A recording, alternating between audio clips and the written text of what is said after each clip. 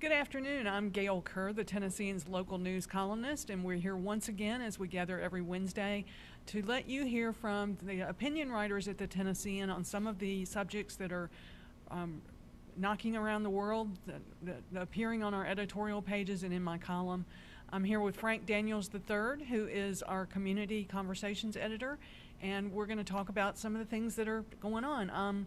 The legislature obviously still in session. It's the first day of spring, but they are hurtling towards a finale. It's kind of amazing how fast they're going.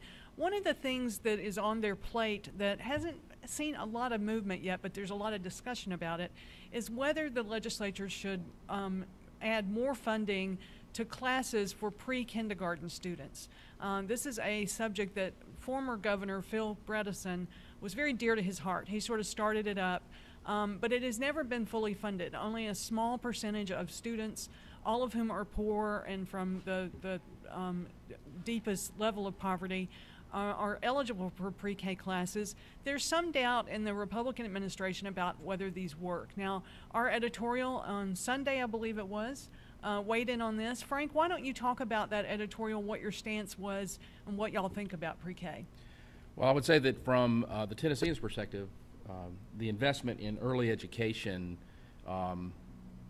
like all research in education, is not definitive, but there are enough indications that investing in early education, it makes as much difference as anything that we as a community can do to help children who start life with a number of disadvantages, primarily being poor, primarily being in families that perhaps are not dedicated to the overall well-being of their children as much as they are able to be.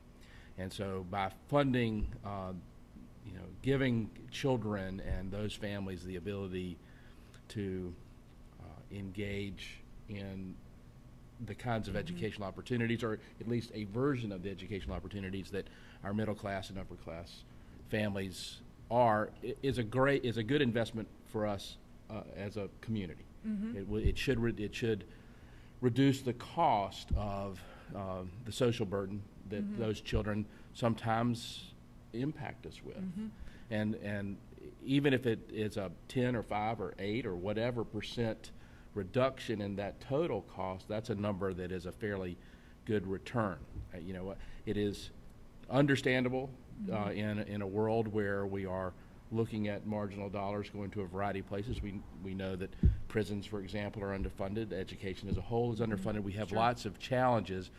But if we look at where an investment in a dollar today may save us dollars down the road, you'd have to say that giving children and families that are the least advantaged the opportunity to set their children on a path makes the most sense in a social context. A couple of the arguments I thought were very compelling. One is most parents now put their children, if they can afford it, in pre-K classes.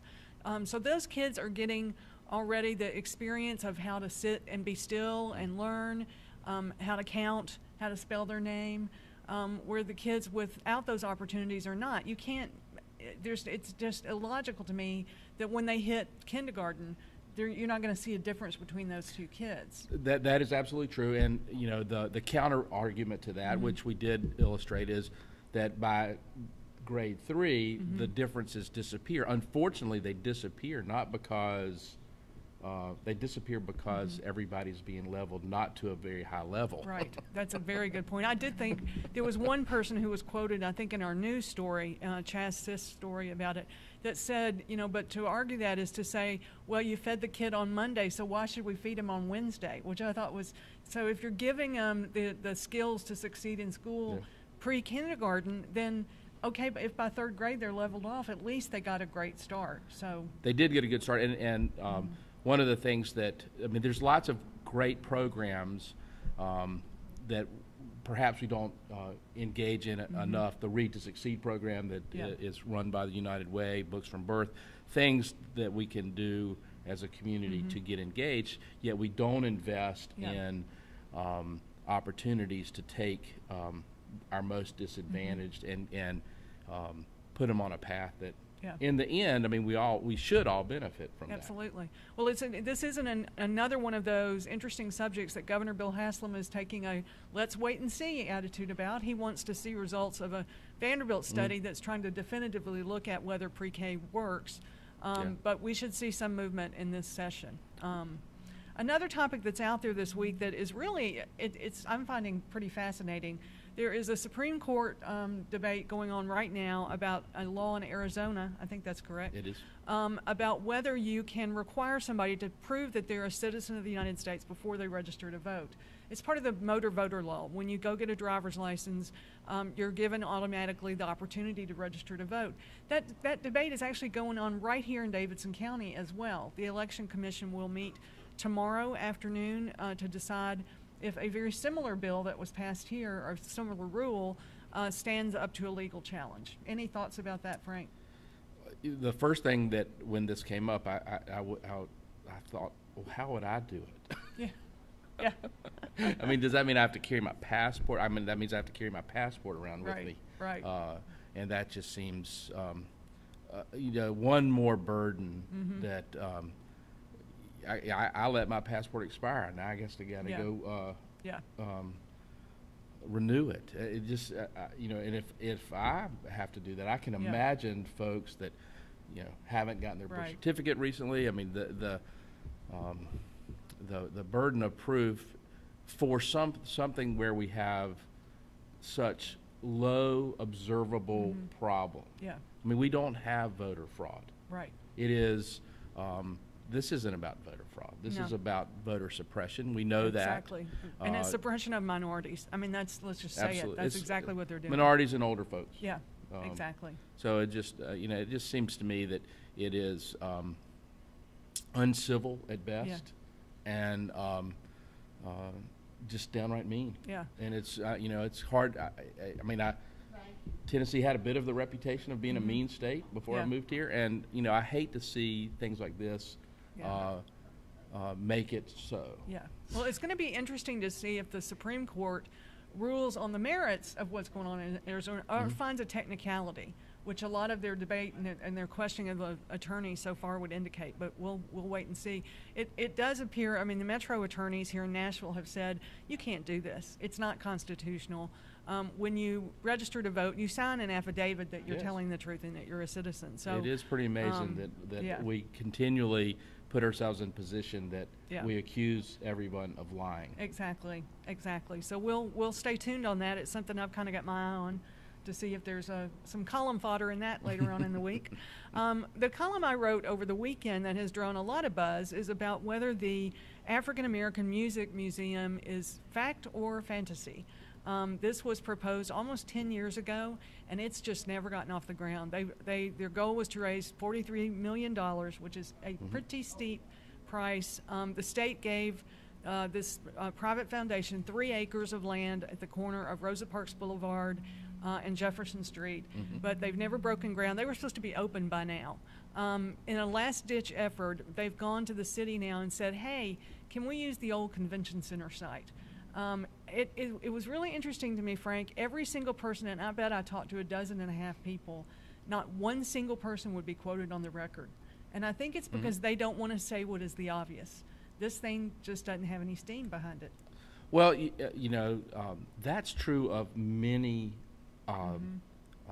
endeavors like this. It takes, and I think you said it needs a local champion.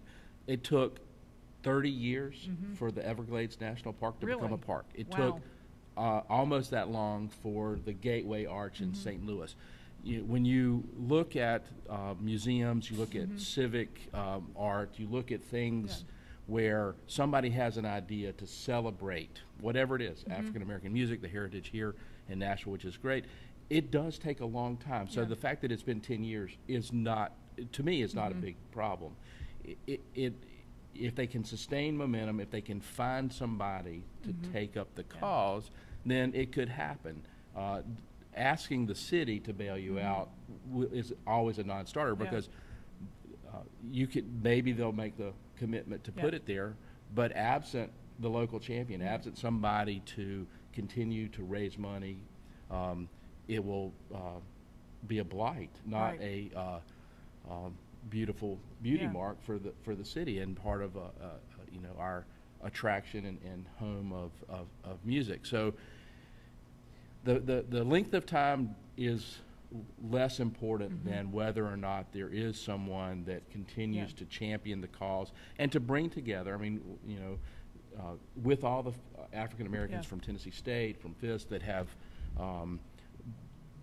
become stars. I mean, you know, James Brown, you know, played here. I mean, you know, there's lots of musicians that have become stars out of Nashville, and you know, you've got to bring them together and build momentum. And I think that's where we're seeing a lack of organization. If this is somebody's dream, that dream has to be championed every single day. It was kind of interesting to me because when they first started, it was supposed to be a museum that was about not just music, but also culture and history. It was pretty ambitious when you think about putting all of African American history in one building.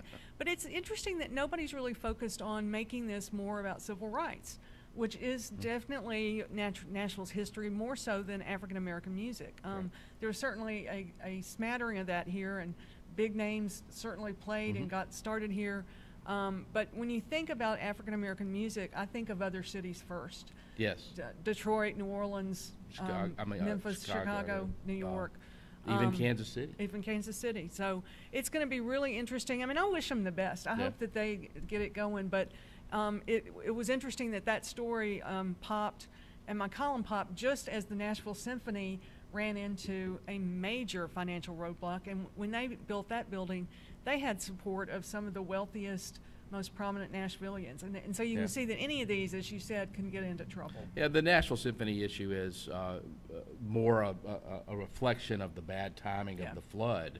I mean, their biggest issue is mostly flood related and recession related in terms of just seeing things go down. I mean, in terms of if you go there, you know, people are there all the time. Right. The music, the offerings are tremendous. The building looks great. It's not this is not a marginal institution. It's just an institution that needs time to work out its financial issues, not its not issues that relate to the quality of the product.